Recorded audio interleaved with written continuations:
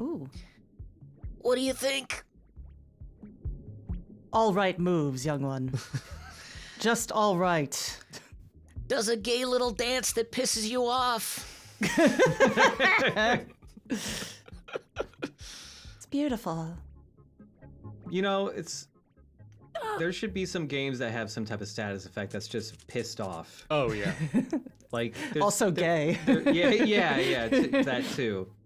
But yeah, there's like enraged or fury and shit like that, but there's not one for just like they're fucking pissed off. It'd be funny if it was an escalation. Like it starts as peeved, like Yeah. annoyed, peeved, ticked off, pissed off, man. enraged. That could be the entire premise of like an indie game. Yeah. Oh, we got a new shell here, the mason jar. Oh. There's a nice restaurant near where I went to college called the Mason Jar. Haven't been there in a while, but they serve their drinks in mason jars, obviously. I was gonna say, would- do they have a gimmick? It would be weird if they didn't. What if it was just named after a guy? Could be. Mason Hello, my Jar. name is Mason Jar.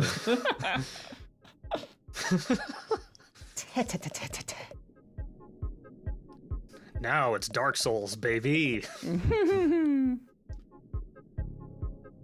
I always think of the line from Patrick Gill from Polygon's video about Dark Souls, where he was talking about how, like, the defining features are like, okay, exacting combat, no animation canceling, written lore, and everybody you talk to sounding like they've just taken a fistful of Xannies. And he just played like a compilation of people going like,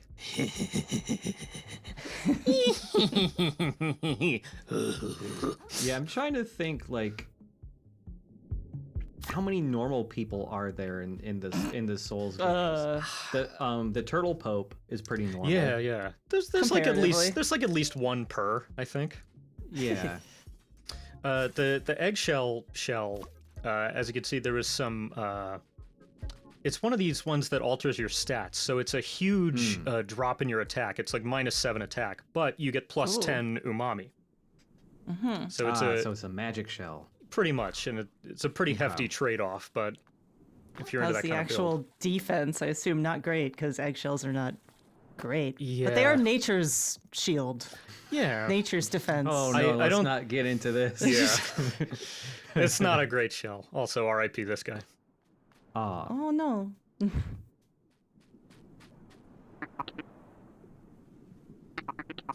So Ooh, funny thing about cactus.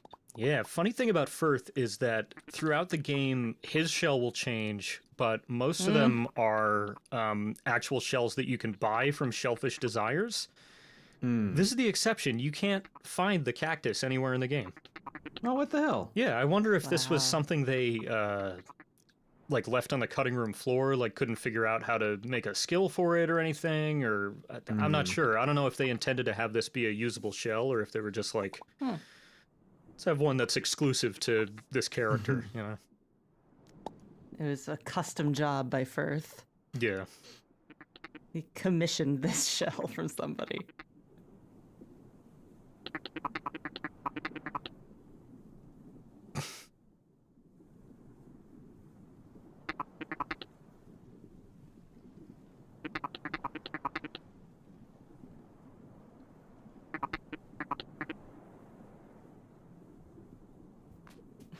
You know. Welcome to America.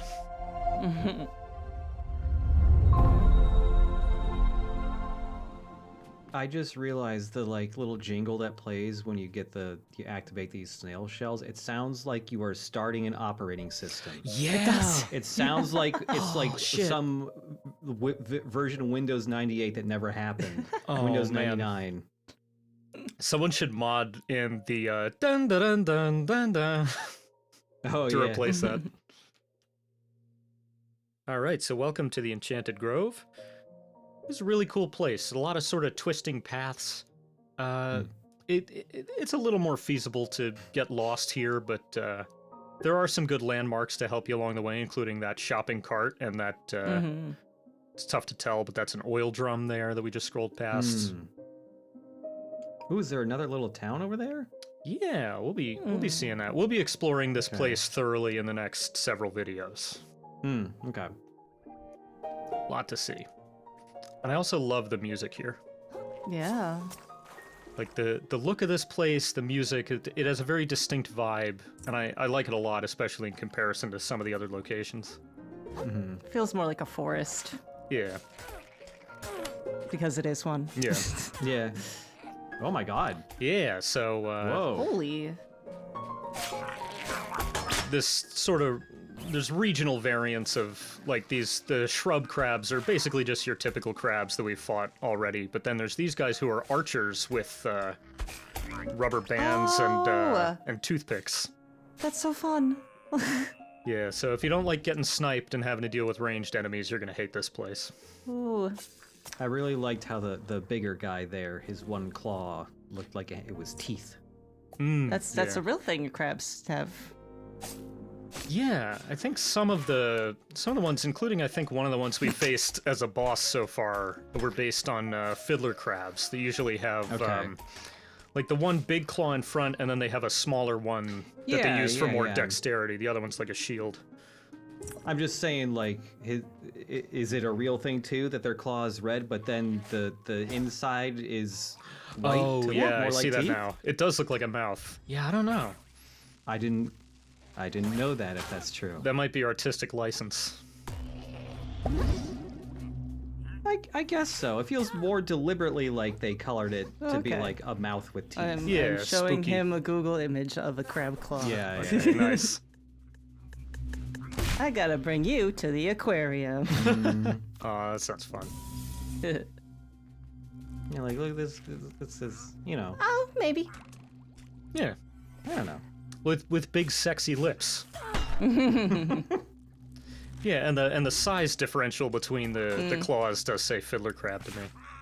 Yeah. At some point, I'll have to reread. There was an article on Defector about Wavy Dave, who is an animatronic fiddler crab that a team of scientists made and placed in like out in the wild where fiddler crabs spawn.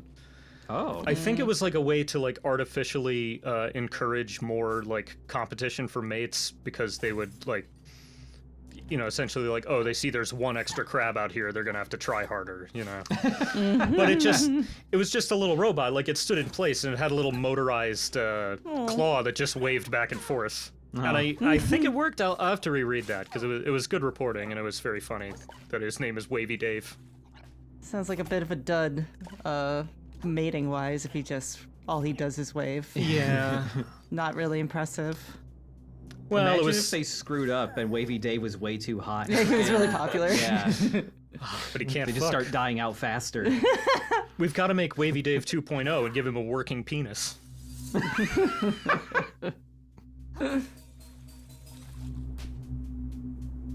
Oh, there's a little. What? Wait. There was an No. X. Yeah, There's an marks X on the spot. ground. What the hell? So Oh. we're not going to get around to. I will say some of those X's, like I think that one we just passed, are for decoration. Some of them later what the- are not. We will get to that a lot later.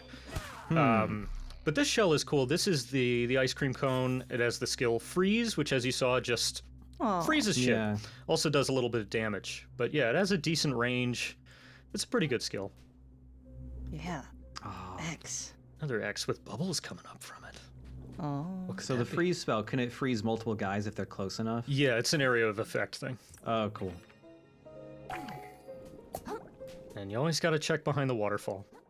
Mm-hmm. I hate it when games have waterfalls that there is nothing behind. Yeah. I always feel it's cheated. bad. Take away their game development license. Mm-hmm. It's illegal. Spicy.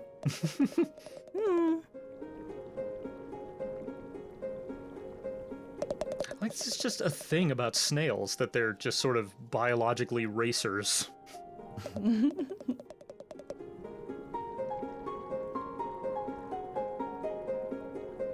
Aw. He's got like Yeah. googly eyes. I love his glasses. I was hoping when I got back around to this, I was just like, oh, I wonder if there's actually like a side quest where you can find a place and a dialogue option where you can tell him somewhere to go. But no, as far as I know, there's nothing like that with him. Oh, Dang. it did kind of sound like a quest. It really did. Yeah. Like, I don't know, maybe if you had went back and talked to the snail who taught you how to roll on the way to New Carcinia, maybe he would have been giving you some recommendation. I don't know, but there's nothing like that. It's just that guy's one thing. Dang. Maybe another cutting room floor situation. Could be, yeah. There was an interview I found with the heads of Aggro Crab, Nick Kamen and Kalen Pollock, not Kevin Pollock. They talked a lot about their like game design philosophy and how they went about sort of, coming up with various things in this game, including some spoilery stuff. So maybe don't seek it out just yet. But it was a cool interview. But they talked pretty openly about how they kind of fucked up and made this game too big. It was like they were very ambitious with this for an indie studio, and like I personally think it paid off, but I don't think this game quite met sales expectations relative to amount of time and money put in, which is quite unfortunate.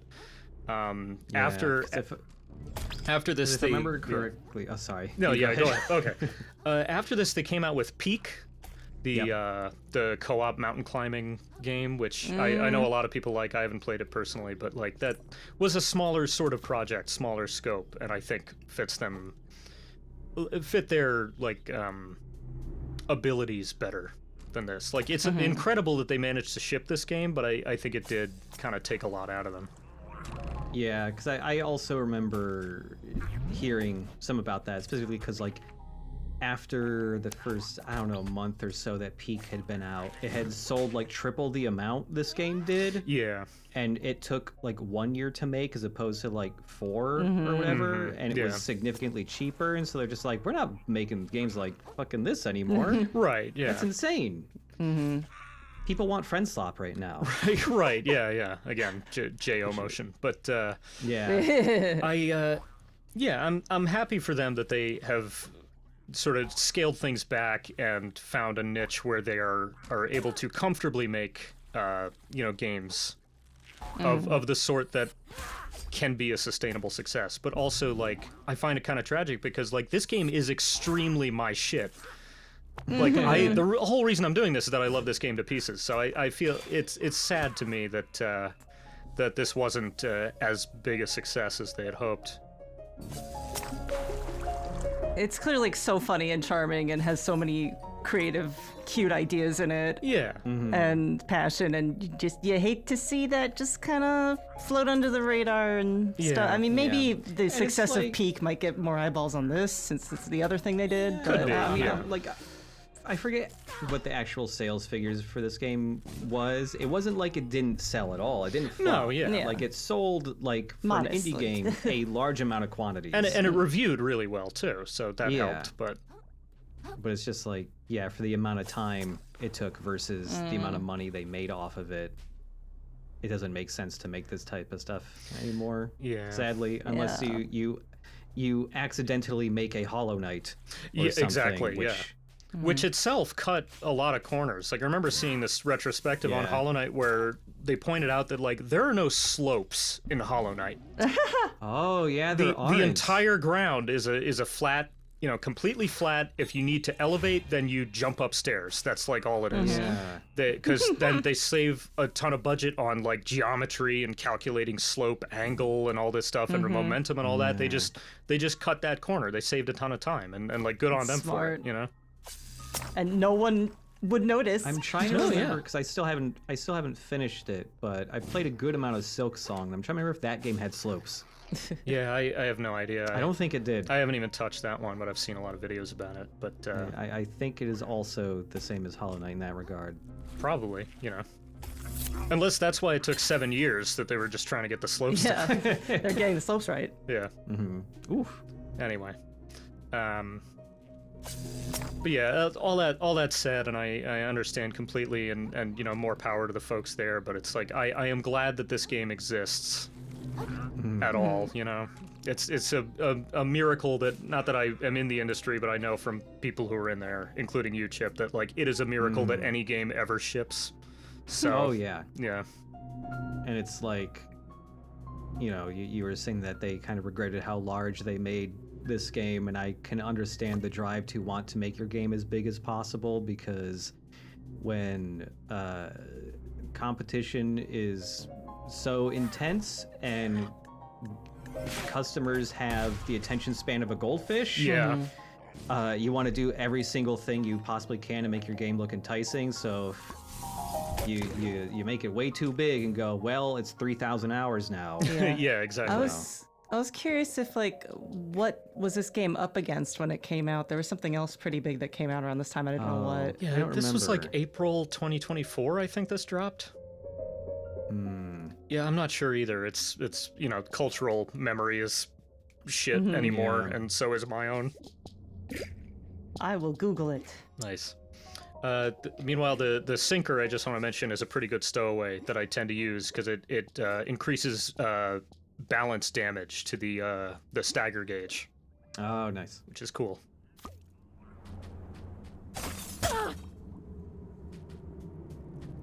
Because it's like, I was thinking this earlier about this game and like a bunch of other indie games where it's just like, if this had came out several generations ago, say on the PS2 or PS3, early gen PS3 even, this would have been way bigger probably. I think so, yeah. Because there is still an audience for this type of stuff, at least on that type of scale. And it might also have been put out by a major studio, because they used to. I've been seeing a lot of. Oh no! Yeah, I got juggled there, but camera. But I was seeing a lot of talk on Blue Sky lately about like, game scale and how, game developers now, or like the major studios are now focusing entirely on just like big AAA tentpoles that they expect to sell, insane amounts, instead of hedging their bets with, a big tentpole, but then a lot of smaller games so that you make large amounts of small sales. To subsidize the big stuff that you want to do, Instead, everyone's just kind of like, we have to do all big stuff all the time, Yeah, and it's also just kind of like oh god, No. it's just a horrible cycle where like, because they're all focusing on these giant. Oh my god. I know. Yeah, I was having a hell of a time. Damn, here. that looks rough. Because everyone's hedging their bets on these giant games, and then when some of them don't do well, that's the bye-bye to that studio. Yeah. See you later. And like, just due to the way the industry chews through people now, I don't know if this statistic is still true, but there was most people who get into the games industry leave within 5 years because they just get burned out from it. And that's like most or all of like one dev cycle even. Yeah, and it's like it's gonna start leading to like brain drain because you're losing a bunch of talented people who don't want to come back to the thing. So now even if you did go, okay, let's have multiple more smaller studios, make a bunch of things, you're not gonna have enough people to have leadership to fill the leadership roles because no one will know how to fucking do it anymore. That plus everyone getting laid off is like, oh, so we don't have any legacy talent at all anymore. Oops, let's learn everything from square one again. What are we doing? Yeah, like, folks, there's a reason why Nintendo can pretty consistently, with their mainline titles, put banger after banger out, and it's because they've retained their talent and they train up new talent. And they don't mass lay off. Yeah. It's not that hard. Yeah. I just want to say, Game development is hard, but, it's very hard. The CEO part seems like that's the easy part. yeah, Just stop being fucking jackasses over there. I just want to say, too, I think it was very serendipitous of us to have this real talk conversation about the problems with the gaming industry while I was performing a microcosm of the problems of the gaming industry in-game by getting my ass handed to me. Also, the other, noteworthy game that came out same time as this was Stellar Blade. Which I don't think is a big crossover for this demographic. No. Not really. I don't think. However, it is I would say somewhat of a similar game gameplay wise, in that you have one singular city that you get side quests and stuff from. You have kind of mostly one-on-one Souls-inspired combat. You have a little bit of platforming in there. And you play the most beautiful creature Yeah, I've yeah. ever seen. This game also has a lot of TNA. T, of course, standing for tartar sauce, and A being ahi tuna. There it is. Okay. Yeah.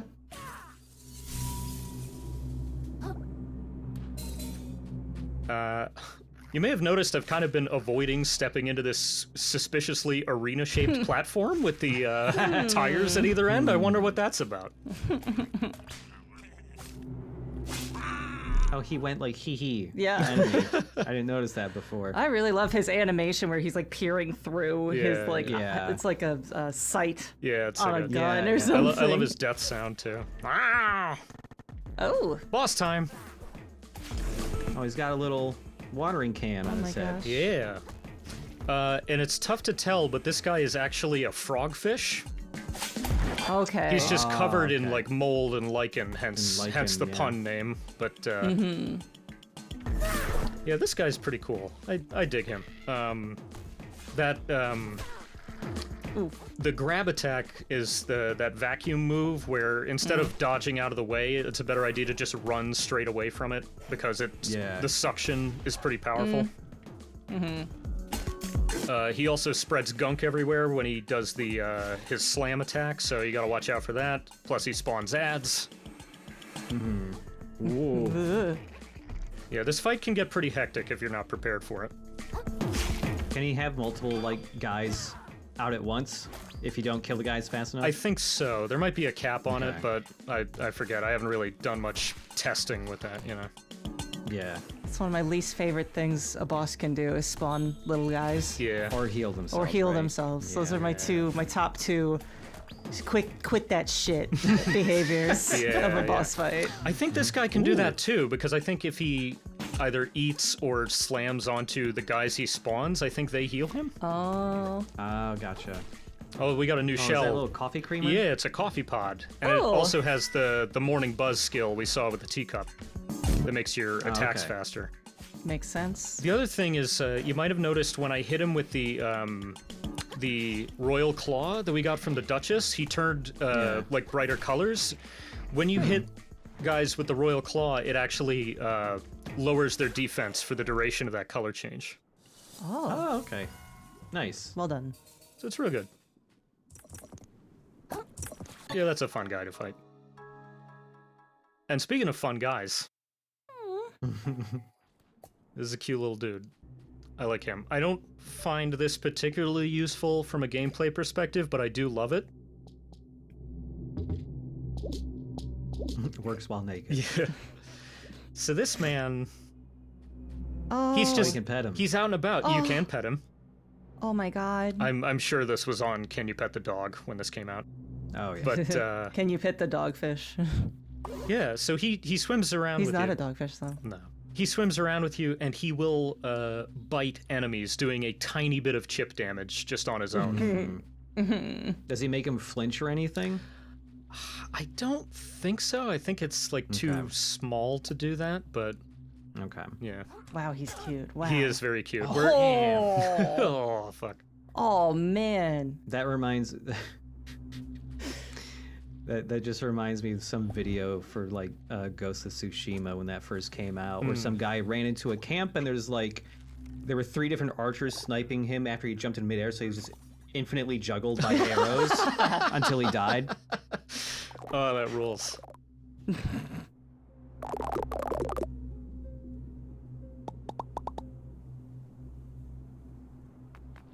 Stay safe, Tortellini. Where'd that guy go? As ghosts, whatever. Haunted forest. But yeah, I love that conversation. And I love how you can just talk to him right away after he told you not to talk to him.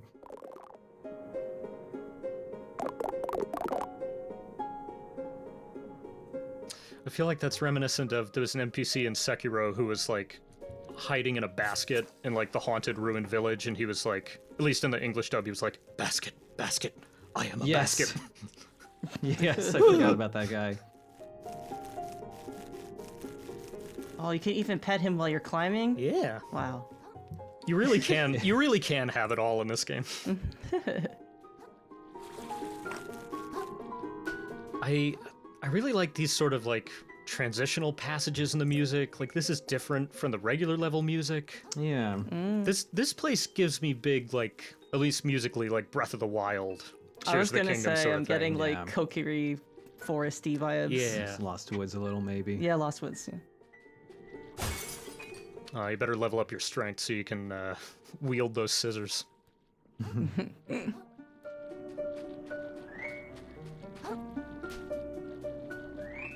A while ago, I saw a video from the Oregon Zoo of the various zookeepers talking about what their specific, like, animals they're in charge of, like, their favorite foods. And the lady in charge of the otter sanctuary there said that the otter's favorite food is crab. And it gave me just an image flashed into my mind of like a potential on-land boss fight in this with an otter, and it would be like a kaiju. Yeah. It would be like Shadow of the Colossus fight. Yeah, yeah. Oh, yeah, You gotta just grab climb up onto the him. otter. Yeah. Yeah. Pinch onto him. And... That would be cool. Maybe for yet another crab's treasure, if that ever gets made, which don't hold your breath, because we're underwater.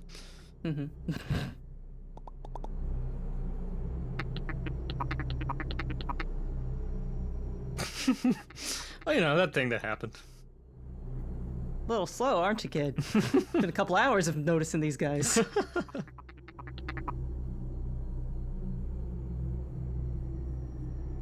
Do your due diligence, Kril. By the way, have you heard about GameStop?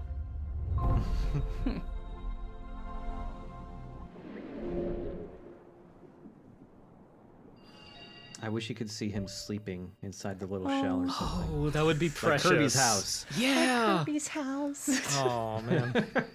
I don't know if crabs sleep technically. Yeah, I don't know either. I don't know. I think I'm they, Googling this too, my third Google of the episode. as I understand it, they don't sleep because they're too busy plotting to overthrow humanity. Do crabs sleep? Minus AI, Reddit.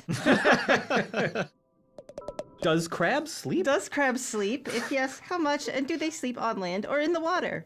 Yes, they sleep. Where they sleep depends on what type of crab they are. So the answer is either on land or in the water. Okay. Wow. Both.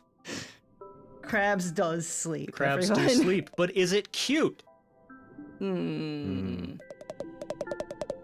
Probably also depends on the crab. Yeah, honestly.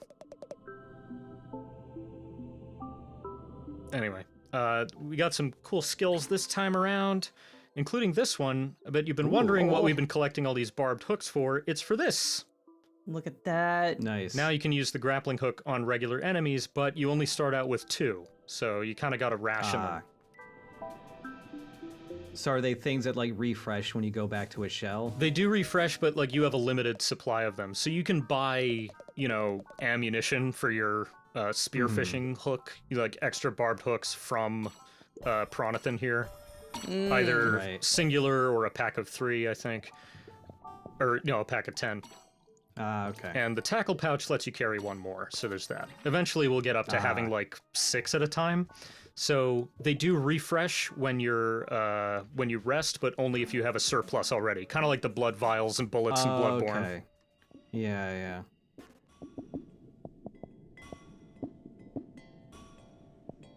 Get strong. Strong crab. Become strong. It's your birthday every time you level up.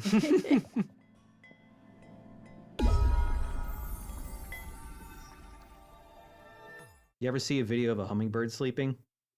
No, do they do it while flapping? I'll have to see if I can find the video again. But this video, they found a hummingbird sleeping inside a flower, and he honkshu memes. Like straight, he's like. Oh, I love that. Oh, that's so cute. It's a feel-good end to the episode. Yeah, let's end it there.